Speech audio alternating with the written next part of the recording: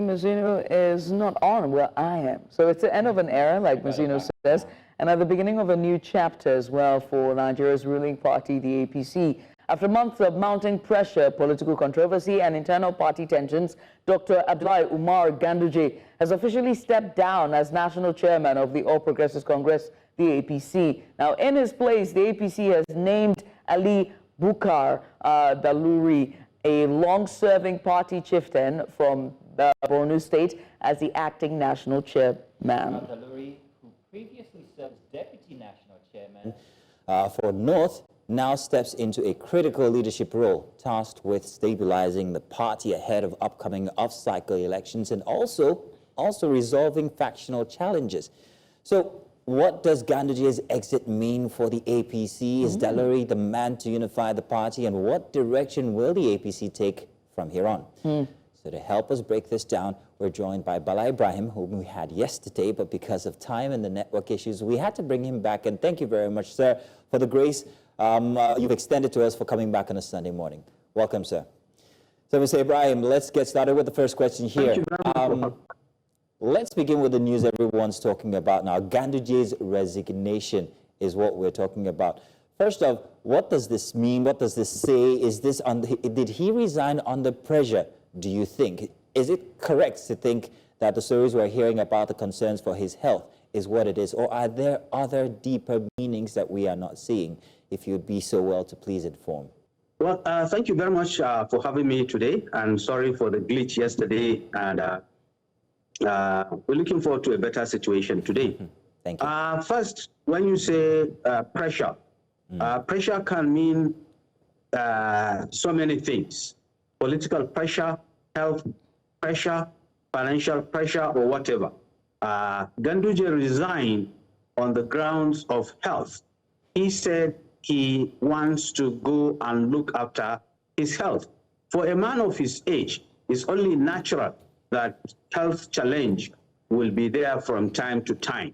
And because he is a Democrat, because the party is a party that does not want to overwork its members, because we are operating under a democracy and democracy is practiced by the book, whenever someone is distressed or he feels unhappy with his situation, the party will not force him to continue in office to the detriment of his health, particularly.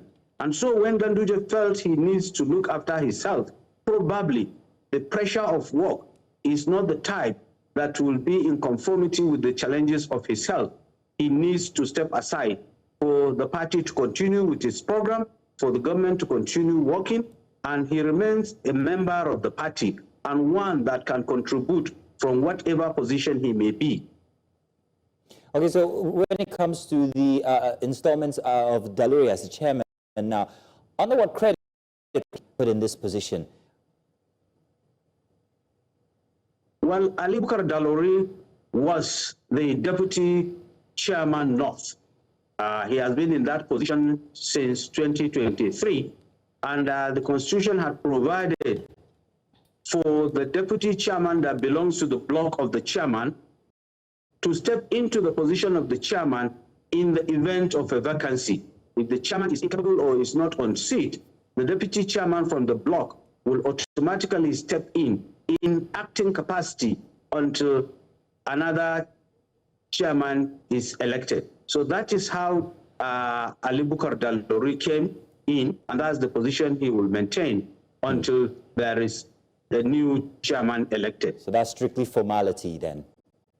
But we do also have to ask about zoning. We know that zoning was one of the issues that was raised at the time when Alhaji Ganduje was appointed the national chairman in 2023. Now with Ali Daluri becoming the national chairman for the time being, pending what you've just said or just cited, will that zoning come into play when that time comes?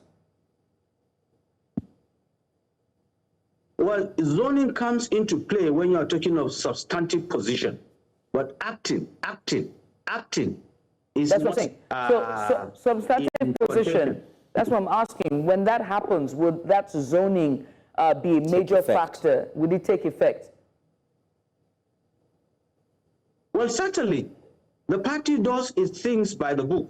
everything is done according to the provision of the Constitution. The Constitution anticipated a situation like this, where suddenly there may be a vacancy. Now, if that vacancy comes into play, it doesn't mean the party will allow a vacuum. It will not. So someone has to step in for continuity. And the person that steps in will step in only in acting capacity until the right thing is done. So zoning will come into play when the time comes, but it has to be done constitutionally. There are statutory procedures that must be followed before that zoning arrangement is effected. That will involve either the NEC or convention. It's very interesting that you said that APC plays by the book. Abdullahi Ganduje has been trailed by, ethical controversies since his governorship in Kano, and then before taking up the mantle as the acting national chairman for the APC. Does the APC really and truly play by the book and not, look at ethical controversies and viral videos? One of the ambitions of democracy and politics is to control controversies. Controversy is synonymous with the play of politics. There is no way you can play politics without controversies. That is why you have people in the opposition. That is why you have people as backbenchers.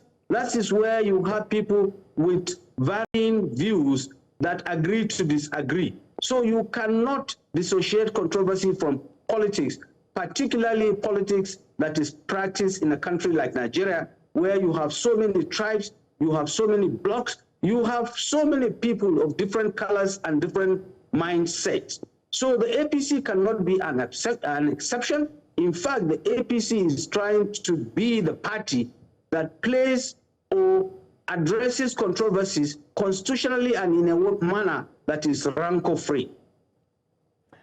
Now, we understand that there are a bit of tensions, and now that you're here, I'd like for you to address it very quickly regarding the tensions, internal tensions, and somewhat of displeasure in certain camps. This was during just to be clear now, I'm just trying to make sure that I get this correctly so I do not soil my next question. But during a convention, a state convention for the APC, and to be clear, I think this was in Borno State, there were certain parties or certain members of the party who was loyal to Kashim Shettima, the vice president of the nation, and also former governor of Borno State. And when the convention that was going on in Borno at the time, they said that they throw their full weight behind President Bola Tinubu to run for 2027. Those certain individuals grew angry and almost caused a bit of a fight of rancor, if you will, at that convention, saying that Kashim Shettima's name was not called. So let's talk about, this small squabbles that we're seeing. Is this appointment of Daluri as acting chairman to quell the concerns of the Borno State camp of the APC? Well, you see, brouhaha, rancor, confusion, and things like that are not uncommon when it comes to rallies, gatherings, and things of that nature that are political. You have people coming, is an open platform or arena for discussion where people vote beyond their voices. So when people are going to vote with voice, you are likely to have conflicts and disagreements that may even be seen as a fight. It does not necessarily mean that is what is happening. Some people have a way of expressing themselves physically.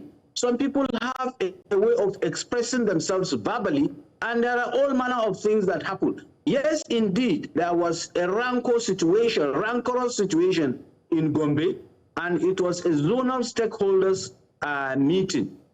But it was not something that degenerated into a free-for-all fight. No, there were disagreements with regards to the endorsement of the president without mentioning the name of the vice president who belongs to that bloc. And that issue was later addressed, and the matter was settled quietly, peacefully, and without any commotion thereafter. And you don't think the appointment of Ali as acting national chairman is to sort of placate the concerns of Borno? No, the constitution of the APC has been there before the convention in Gombe. So it was not that after that rancorous situation, the APC rushed to put together a constitution in which Ali Bukar Dalori was made the deputy chairman. Ali Bukar Dalori has been the deputy chairman long before that Gombe stakeholders conference. So it's not related to that at all. Okay. So was there an NEC ratification before Daluri was appointed the national chairman? Because if you speak of process, these are processes that ought to have been followed. Did the APC follow that process? The APC followed the process fully and completely as directed by the Constitution. The Constitution said in the event of a vacancy, that is, should the chairman be out of office for any reason, someone has to step into the office immediately. And the person to step into that office is the person deputizing for the chairman from the same block with the chairman. There are two deputy chairmen, one from the north, one from the south. In the case of Ganduje, who is from the north, the deputy from the north, who is Ali Bukar Dalori, is the rightful person to step into that position if Ganduje is out of office. Ganduje has resigned from that position, automatically Ali Bukar Dalori is the one to step into that position. You don't need a neck. You don't need any meeting to pronounce or translate or interpret the provision of the Constitution. All right. Well, I mean, I must say thank you, but very quickly, for a substantive position, as we head on to that process beginning to start, what are the names, if you can give us a bit of inkling to the names that would be running, that you think within the party will be running for the chairmanship role? Okay, I am not a lawyer, but let me try my best as a layman to interpret what the Constitution says with regards the position of the chairman. Prior to Abdullahi Umar Ganduje becoming the chairman of the party, the position of the chairman of the party was zoned to the North Central. That is where the former chairman came from. The former chairman, having resigned, he came from Nasarawa State, Senator Abdullahi, the former governor of Nasarawa State. When he resigned, Abdullahi Umar Ganduje took over in acting capacity, subject to ratification by NEC. Now, when NEC sat and discussed, in its wisdom, it felt there is the need to jiggle or play around with the zoning arrangement, such that the position of the chairman was moved from the North Central to the Northwest, where Abdullahi Umar Ganduje comes from. He came from Kano. So they changed the zoning arrangement to take the chairmanship to Northwest and zone the position of the national legal advisor to the North Central. So the North Central was compensated with the national legal advisor, while the Northwest was given the position of national chairman. That made Abdullahi Umar Ganduje to stay in that position comfortably. Okay. Now, NEC can do what the National Convention can do. NEC, the National Convention delegates some of its powers to the NEC to do for it that which it can do.